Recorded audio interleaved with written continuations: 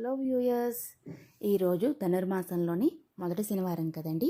So పూజ ప్రత్యేకంగా తులసి దళాలతో చేసుకుందామని చెప్పి మా హస్బెండ్కి చెప్పాను. సో ఆయన తులసి దళాలు అనేవి ఒక కవర్ తీసుకొచ్చారండి. సో అంతా అలంకరణ అనేది అయిపోయాక ఇంకా ఉన్నాయి చాలా తులసి దళాలు. సరే అయితే స్వామివారి పటానికి కూడా మనం వేద్దాము అని చెప్పి సో పటం ఎంత ఉంటుందో అంత సైజులో దారం అనేది తీసుకున్నాను. మాలగా గుచ్చుకున్నానండి. మాలగా చేతి కట్టుకున్నాను నేను. సో కట్టాక ఆ వచ్చిన మాల చాలా చిన్నది. ఆ వచ్చిన మాల అనేది పటానికి చాలా చిన్నదైపోయింది. సో పటానికి సరిపోలేదు. అలాగని విగ్రహానికి పెట్టుకుంటే విగ్రహానికి బరువైపోయింది.